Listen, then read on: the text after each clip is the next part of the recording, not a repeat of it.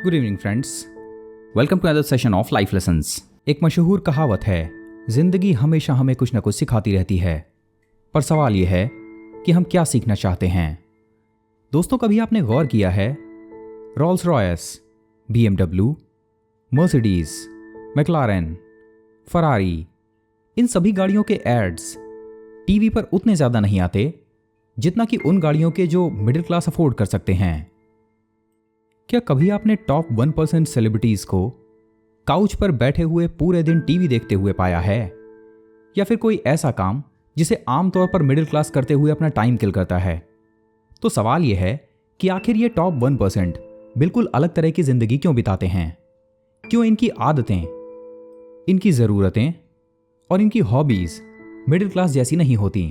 दोस्तों, आज से हम दुनिया में हुई कुछ साइकोलॉजिकल स्टडीज, कुछ बेहद इंटरेस्टिंग मनोवैज्ञानिक कॉन्सेप्ट्स की एक सीरीज शुरू कर रहे हैं जो हमारे आसपास हिडन रूप से फैली रहती हैं। पर प्रॉब्लम यह है कि इन्हें देखने के लिए जो आंखें चाहिए वो कभी भी 98% के पास नहीं होती।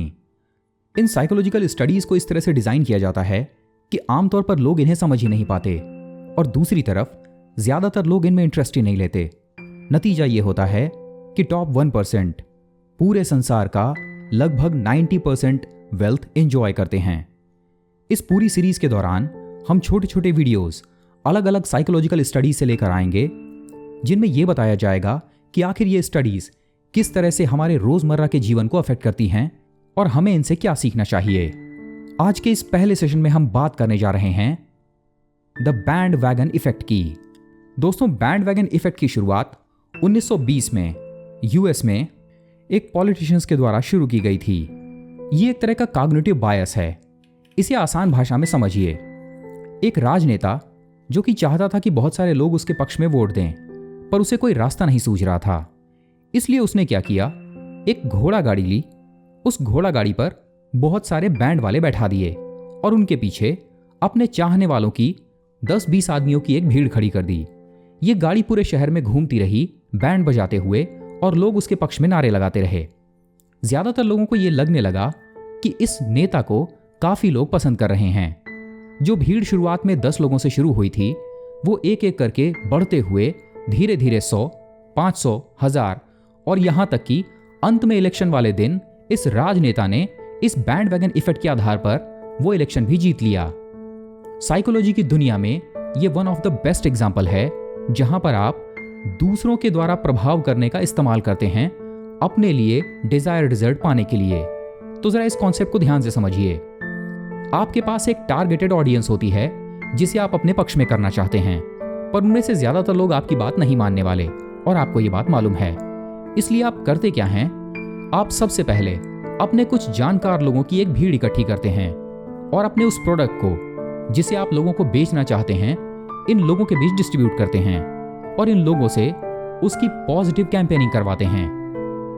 जैसे जैसे दूसरे लोग ये देखते हैं कि बहुत सारे और लोग भी इस कैंपेन में जुड़ते जा रहे हैं, उनकी साइकोलॉजी बैंड वैगन इफेक्ट के कारण आपके फेवर में आती जाती है। क्या आपने कभी ये सुना है कि कई बार इलेक्शन के दौरान कुछ ऐसे लोग जो राजनेता को पसंद भी नहीं करते फिर भी उसके पक्ष में वोट देते हैं, और जब उनसे इसका कारण पूछा जाता है तो वो ये कहते हैं कि दूसरी पार्टी तो वैसे भी हारने वाली है, इसलिए मैं अपना वोट देकर अपना वोट खराब क्यों करूं, तो मैं भी इसी के पक्ष में वोट दे देता हूं।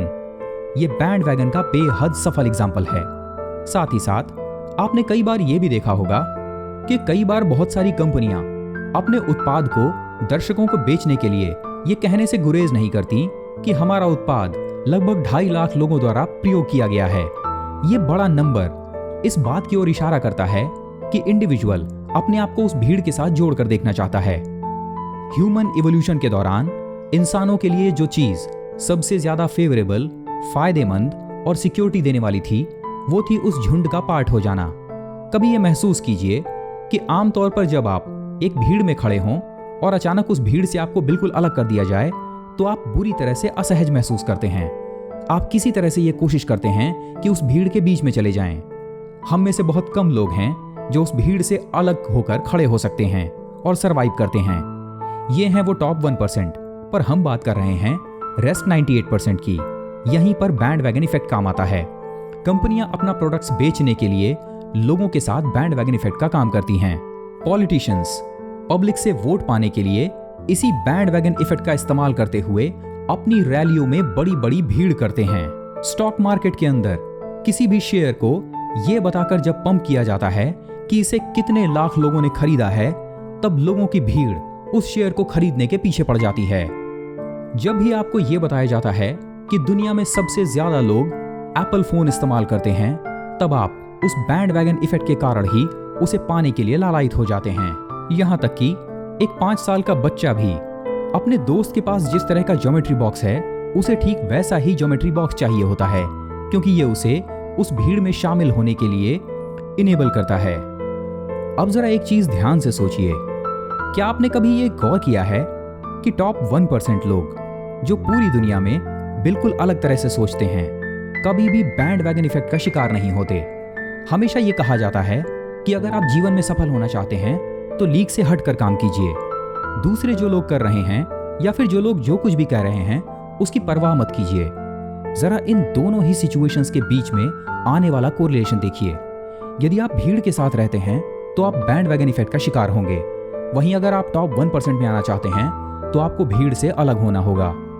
पर प्रॉब्लम यह है कि 98% लोग इतनी वीक साइकोलॉजी के साथ में रहते हैं कि वे भीड़ से अलग होकर बुरा महसूस करते हैं। इसीलिए सिर्फ टॉप 1% जो भीड़ से अलग हटकर अपना रास्ता बनाते हैं, वे ही जीवन में सफल हो पाते हैं।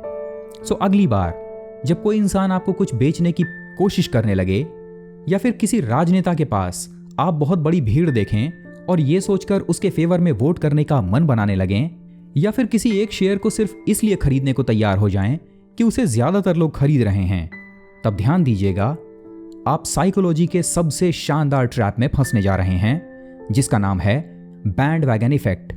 और ध्यान रखिए, दुनिया में सिर्फ 1% लोग ही इस बैंड वैगन इफेक्ट से दूर रह पाते हैं, और ये 1% वही हैं जो जीवन में सफल होते हैं। दोस्तों, जैसा कि हमने शुरुआत में ही कहा, जिंदगी हमेशा हमें कुछ ना कुछ सिखाती रहती है, पर सवाल यह है कि आप क्या सीखना चाहते हैं। हमें उम्मीद है कि आज का ये सेशन आपके जीवन में एक सकारात्मक मनोवैज्ञानिक बदलाव लाने में मदद करेगा। अब हमें आपसे सिर्फ एक ही चीज चाहिए, अपने फीडबैक के रूप में कमेंट बॉक्स में जाकर अपना कमेंट जरूर दीजिए। हमें यह बताइए कि क्या आज से पहले आपको बैंड वैगन इफेक्ट के बारे में मालूम था, या कि क्या आपने कभी भी जीवन को इस तरह से देखा, या फिर कंज्यूमरिज्म को, कि वो बैंड वैगन इफेक्ट का इस्तेमाल करते हुए आपके जीवन को प्रभावित कर रहा है। हमें आपके कमेंट्स का इंतजार रहेगा। मिलते हैं आपसे अगले सेशन में।